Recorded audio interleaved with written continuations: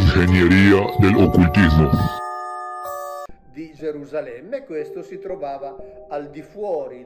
Este estaba situado fuera de las antiguas murallas y por lo tanto estaba en el lugar,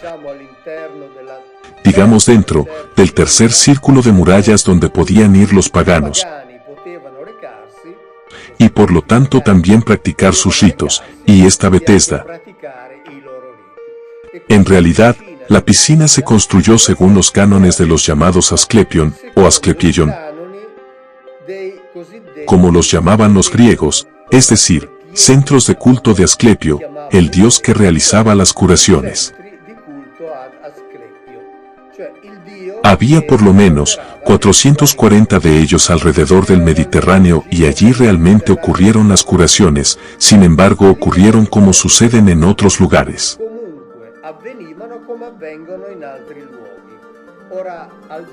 Ahora bien, más allá de darle importancia o no a la intervención de la divinidad, lo importante es saber que hay lugares en el mundo donde se dan curaciones y aquí sería interesante estudiar qué es capaz de hacer nuestro cerebro, nuestro cuerpo cuando es sometido a determinadas tensiones o en todo caso cuando está sometido a determinados condicionamientos, y por tanto pone en acción toda una serie de cosas que es capaz de hacer, pero que aún no conocemos.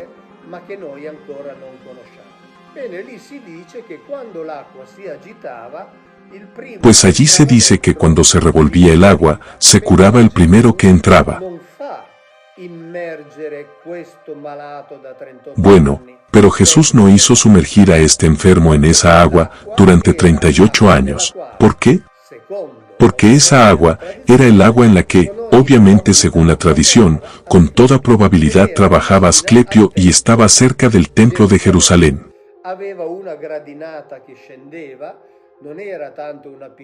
Tenía un tramo de escalones que conducían hacia abajo, no era tanto una piscina y sí por lo tanto un sistema construido por razones tan estéticas. Según algunos autores también podría ser utilizada como reserva de agua para los israelitas,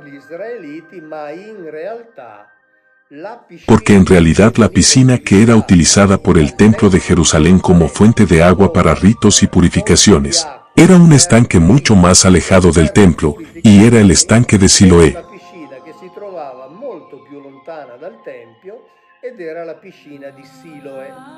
Entonces Jesús no usa la piscina de Betesda para sanar, porque la piscina de Betesda era una piscina en la cual trabajaba Asclepio, y era una piscina en la que, según arqueólogos, entre otras cosas, se encontraron los símbolos de la serpiente, que eran los símbolos típicos del dios Asclepio, de la curación.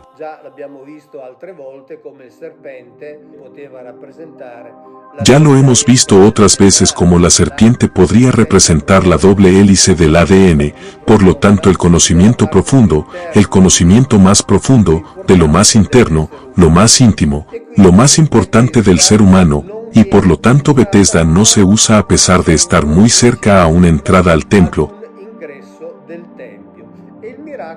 y el milagro ni siquiera ocurre en el templo, sino que Jesús, digamos, lo realiza allá afuera.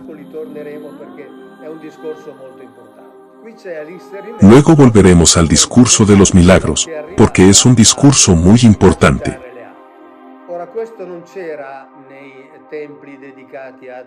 Aquí está la inserción de la intervención de un ángel que venía a agitar las aguas.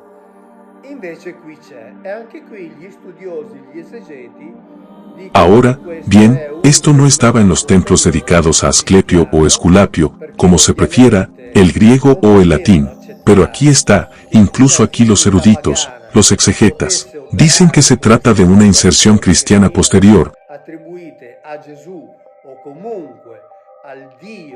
porque obviamente no podían aceptar que una deidad pagana pudiera realizar las mismas curaciones que se le atribuían a Jesús, o en todo caso al Dios a quien Jesús se refería, y por lo tanto, insertaron uno de los elementos típicos del culto cristiano, que es la presencia de los ángeles,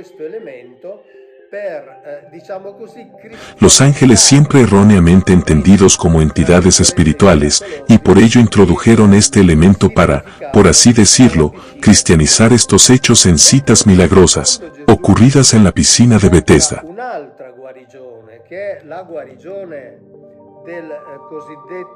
Mientras que en cambio cuando Jesús realiza otra curación que es la curación del llamado ciego, estamos en el Evangelio de Juan, capítulo 9, dice, pasando vio a un hombre ciego de nacimiento. Sus discípulos le preguntaron, Rabí, ¿quién pecó, él o sus padres para que naciera ciego? Jesús respondió, ni él pecó, ni sus padres, pero es así porque las obras de Dios se manifestaron en él, y por lo tanto, ¿qué hace para curarlo? Dicho esto escupió en la tierra, hizo barro con saliva y le untó el barro en los ojos, entonces le dijo, ve y levántate y lávate en la piscina de Siloé, o Siloam, como también se dice, que quiere decir enviado, se lavó y volvió viendo.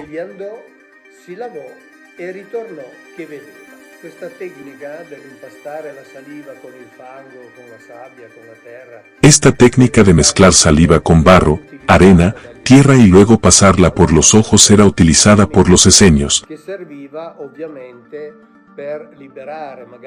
Era una de sus técnicas médicas que obviamente servía para liberar los ojos de imperfecciones, de infecciones que podían crear problemas de visión y por lo tanto, Jesús, que estaba al tanto de ellos, usó exactamente la misma técnica, realizar intervenciones en los ciegos y llevar a un cierto nivel de curación.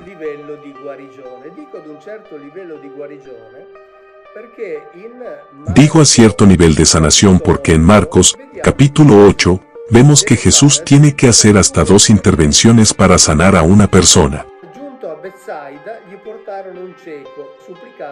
Cuando llegó a Betesda le trajeron un ciego rogándole que le tocara.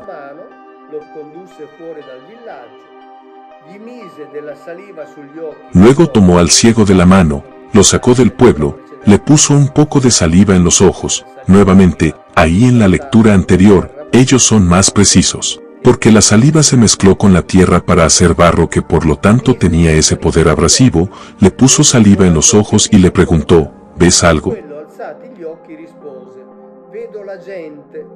Y él levantó los ojos y respondió, veo gente porque yo miro como que caminan los árboles. Es decir, tenía una visión muy confusa, veía figuras rectas que se movían. Luego volvió a taparse los ojos con las manos y nos vio perfectamente.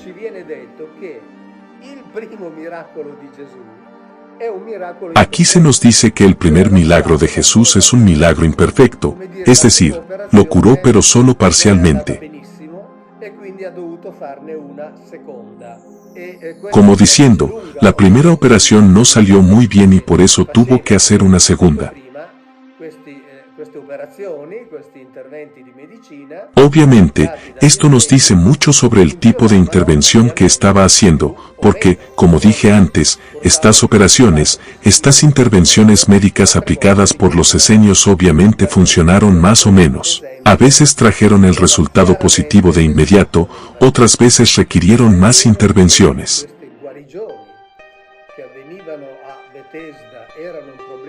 Y este es un ejemplo que está claramente descrito en los evangelios.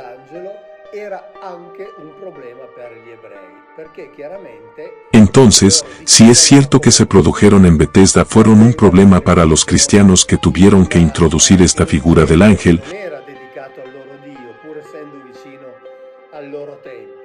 también fue un problema para los judeocristianos porque claramente decían, ¿cómo es posible que las curaciones se realicen en un centro que no estaba dedicado a su Dios, a pesar de estar cerca de su templo sino que estaba dedicado a un llamado Dios pagano?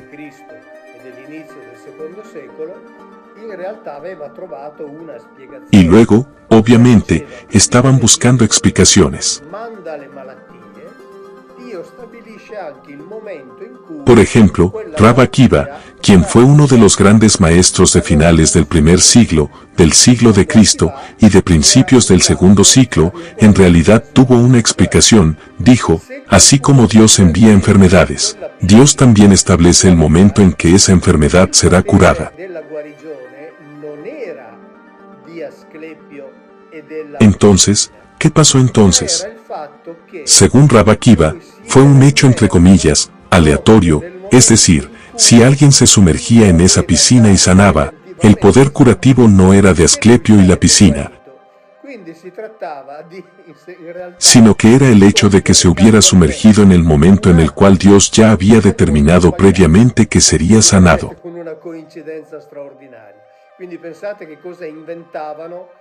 Entonces, en realidad se trataba de hacer accidentalmente un acto justo en el lugar equivocado, realmente una coincidencia extraordinaria.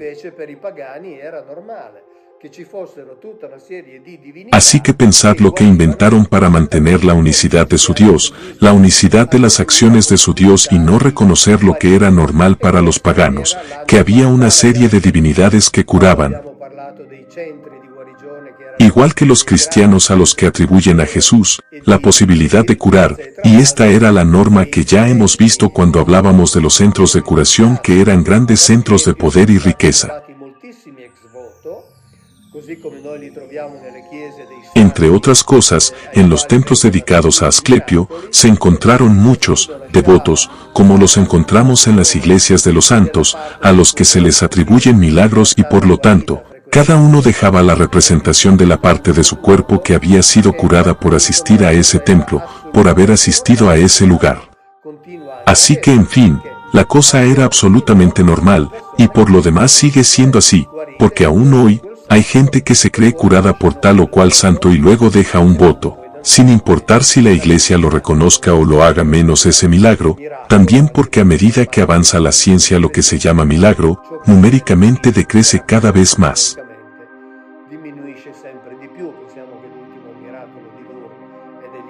Pensamos que el último milagro de Lourdes es de los años 60, entonces ya estamos a 60 años de ese momento, y por lo tanto en realidad significa que la ciencia está explicando cada vez más las cosas. Entre otras cosas, si la ciencia rastrea todos los milagros que han sido declarados como tal en Lourdes, por ejemplo, al menos el 30% de los que ya están ahora dejarían de ser definidos como milagros, porque la ciencia es absolutamente capaz de explicarlos.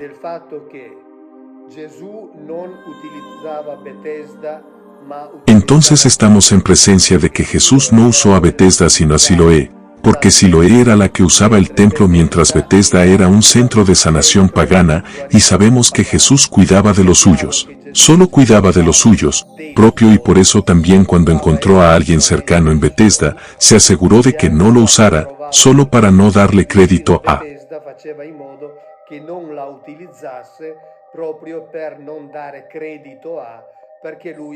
Porque tenía una tarea muy específica de la que ya hemos hablado otras veces, que era cuidar la casa de Israel, y por lo tanto todo había que remontarse al interior de esa, y nada debería haber creado dudas, nada debería habernos hecho pensar que otras divinidades que también existían, tanto como al divinidad, digamos, presente en el Antiguo Testamento y, entre otras cosas, en el Antiguo Testamento también se habla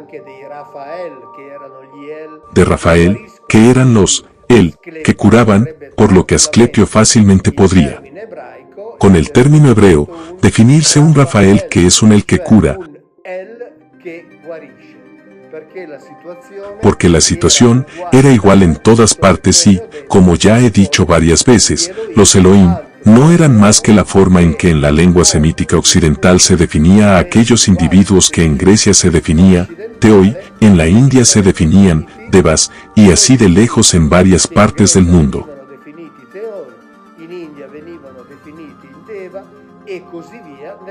Pero seguiremos hablando de Jesús el fariseo, porque es un tema importantísimo que nos ayuda a entender y situar históricamente esa figura más allá de todo lo que Pablo y los que vinieron después de él inventaron sobre ella.